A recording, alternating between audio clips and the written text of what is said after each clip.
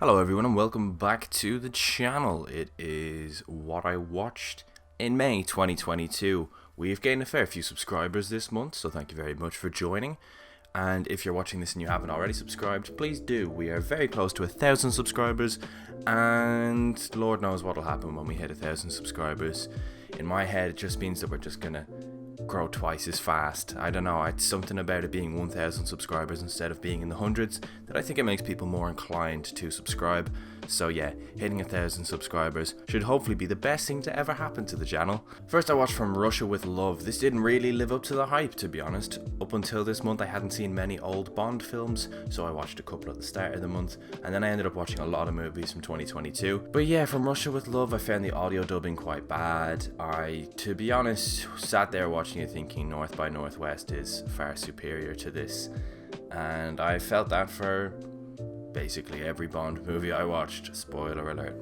I watched On Her Majesty's Secret Service, and yeah, this one was a bit of a step up. I think that the romance was hilariously shallow, but George Lazenby, you know, he definitely lacks the charisma of a Bond, but the movie itself I actually really enjoyed.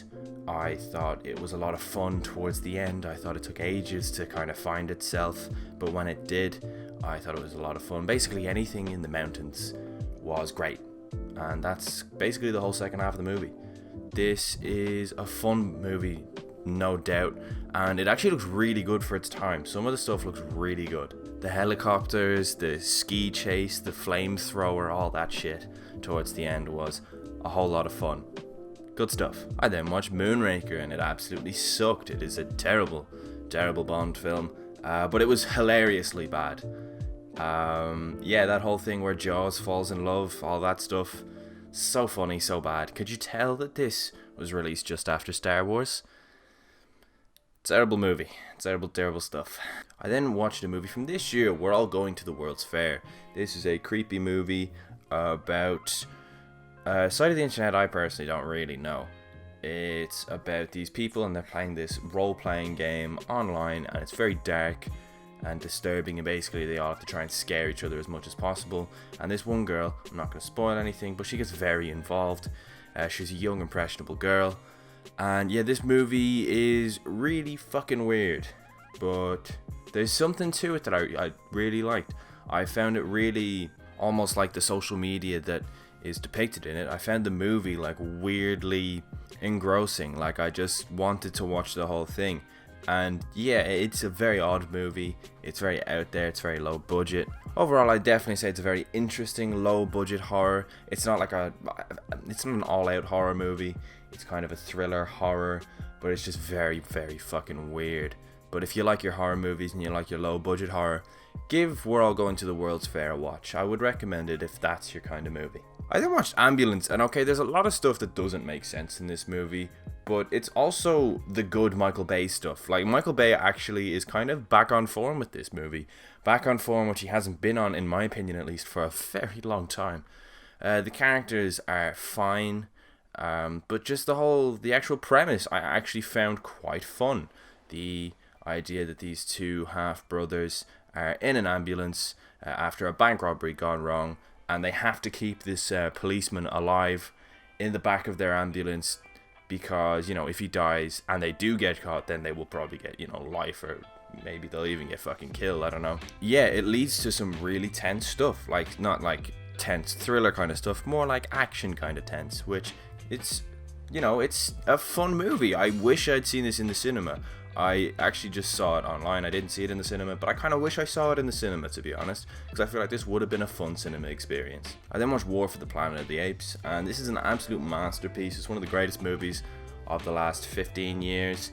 Where I felt that Dawn of the Planet of the Apes was too long, I felt like this absolutely earned every single minute of its runtime. Caesar is one of the best protagonists of the 21st century. I think this movie is an absolute masterpiece. And I do think that it's like comfortably the best of the trilogy, but I do think that the trilogy as a whole is one of the best trilogies ever. Not even joking. One of the best trilogies of all time. It's a great movie. It's one of those weird, rare occasions where the third movie in a trilogy is the best, and comfortably so. There's not many. There is a few that you could name, that there's not many trilogies where the third is so obviously the best movie, but War for the Planet of the Apes is an absolute masterpiece. Incredible movie. It makes the humans worthwhile as well. Like, normally the humans feel kind of tacked onto the movie. This one, any humans in it are very important, and you feel for them.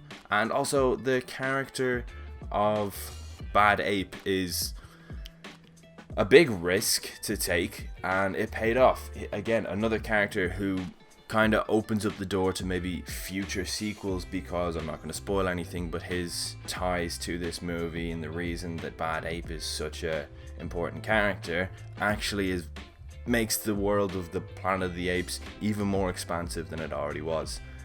Yeah, this movie is absolutely incredible. War of the Planet of the Apes, masterpiece. I then watched Beverly Hills Cop, and it's fun, but it's not the classic I thought it was going to be. It's fun, Eddie Murphy's fun, but it's also quite forgettable. Beverly Hills Cop it's alright. It's an easy watch, it's funny, some stuff hasn't dated well obviously, but it is funny at times. It's a very easy watch. I certainly wouldn't say don't watch this, like, if it's on, like, watch it. It's a very nice watch, but there's not a lot of substance there. Then I watched The Lost City, which came out this year, and as always, Brad Pitt's involvement in this movie is amazing. Love Brad Pitt. I actually think that I really like these characters, and I would happily see a sequel, genuinely.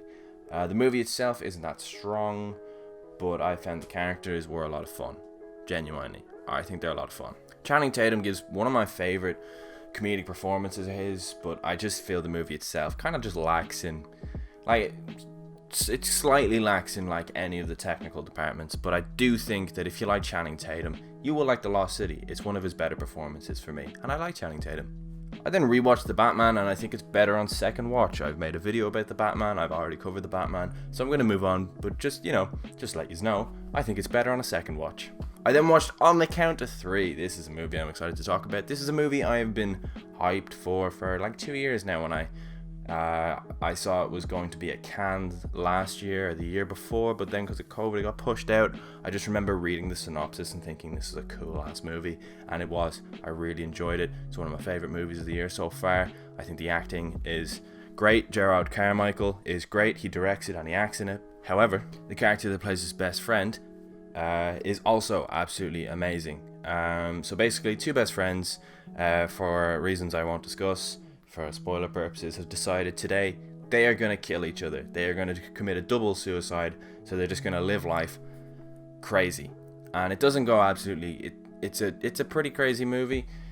It definitely could have gone much crazier, but it certainly is a crazy movie. It's got a very impactful ending, and I really liked it. I will happily rewatch this movie. This movie was right up my alley. I wouldn't consider either of these characters literally me characters now. Shout out Kino Corner. I never know how to pronounce that. But I do think both characters are so interesting. It's a great movie. Highly recommend. On the Count of Three. I then watched Morbius, and Jared Leto really morbed all over us. The Morbius memes are amazing. I love them. I can't believe they re-released it in cinemas because they thought the memes meant the movie was going to do well, and then it bombed again. Hilarious. This movie is genuinely bad. Yeah, I'm not going to just shit on Morbius, but like, it's a bad movie. The worst part is the first scene is pretty bad. And then from the second scene till maybe 15-20 minutes in, you're sitting there thinking, this isn't that bad. Why has this got so much hate? And then, oh my god, it just goes off a fucking cliff. It's hilarious. The greatest back-to-back scenes in history, where Morbius says to some guy, I'm Venom, and then it cuts to the main villain dancing in the mirror. Oh, inject that shit into my veins. Morbius. It really morbed its way into my heart. It's one of the worst fucking Marvel movies since like Ghost Rider 2. Like, it's a terrible movie, but like, oh, I love it.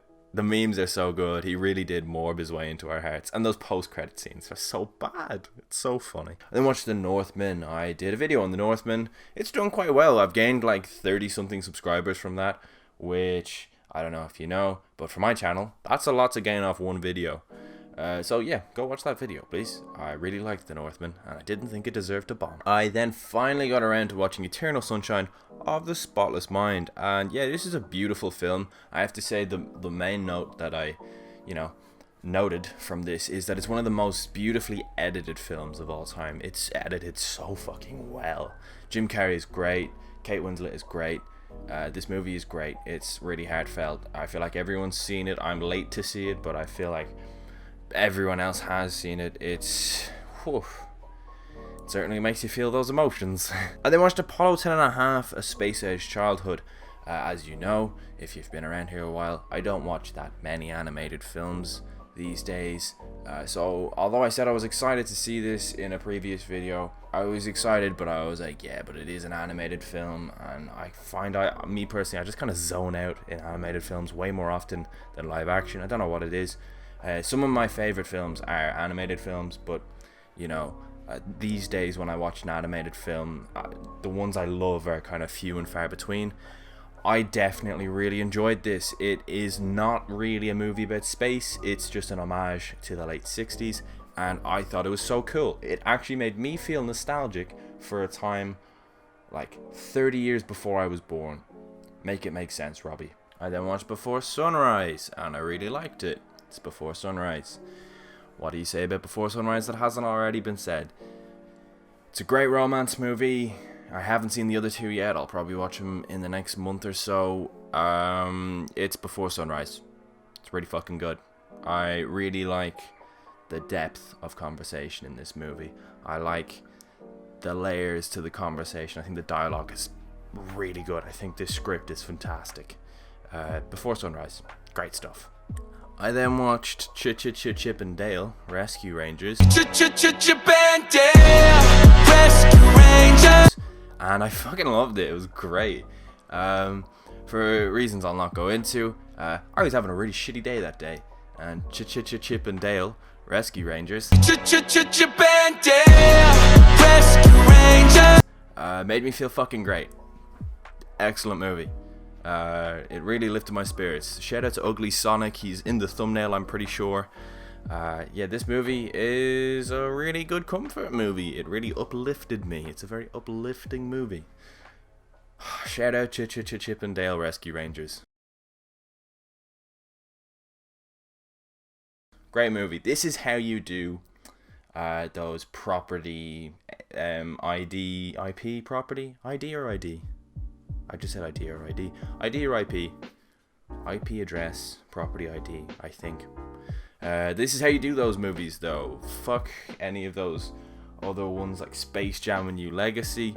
This takes a huge shit on that movie. This is so much better. Dobby is a Gucci model. Like, just the stuff even in the background like that is just hilarious. Lego Miserable. Fantastic. And then, the use of Peter Pan in this movie is funny. The use of Seth Rogen's characters is funny. The use of Ugly Sonic is funny. Chip and Dale, Rescue Rangers. Chip and Dale, Rescue Rangers. Good stuff. I then watched Jaws. I don't know if anyone said this before, but the music in this movie is pretty damn good. Yeah, this is a great movie. It's Jaws. It's a classic. It's a movie of two halves. It's a movie where for the first half they're very much on land trying to figure out what it is, if it really is a shark, if they've really caught the shark. And the second half is where they go after Jaws, and the second half is much better than the first, in my opinion. I don't think the first half is bad by any means. I think some of the best shots, some of the best stuff in the movie is in the first half, but I also do feel like a lot of the worst stuff of the movie is in the first half, whereas I just feel like that whole bit on the boat is just chef's kiss perfect. I then watched The Evil Dead. This is a much more generic movie than I thought it was gonna be. It's your standard horror movie set in the 80s. It was in the 80s, so I don't know why I felt the need to say it was set in the 80s. Just the stories behind it are really fascinating. Sam Raimi's a fascinating director, and we love Bruce Campbell. We stand Bruce Campbell on this channel, just to let you all know. I found Evil Dead was an alright horror movie. It's definitely got some great direction, and towards the end Bruce Campbell really comes into his own. But yeah, for such a short movie, I feel like they maybe could have made it a little longer. I know the appeal of this trilogy is how short the movies are, or one of the appeals. Obviously, there's more than one appeal, but yeah, I just found it was all right. And then I watched The Evil Ted. Oof.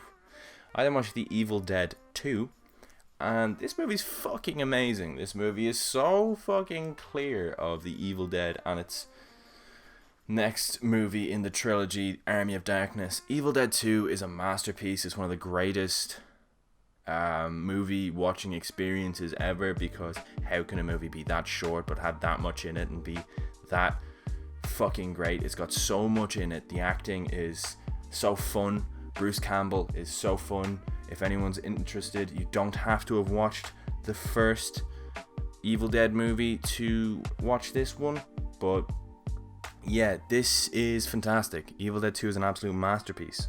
I think the bigger budget was used excellently. I think the direction is so much better. I think the acting is so much better. It's just in all departments a step up on The Evil Dead. And it's much funnier. It goes from straight up horror to horror comedy. And let's then talk about the comedy. Army of Darkness. The comedy in this just didn't really work for me all the time, to be honest. Yeah, I found the ending fun with the big battle, but other than that, yeah, this movie, the effects aren't great. Medieval Dead was a better name for this movie, by the way. That was the working title. Medieval Dead. That's a fucking great name for a movie.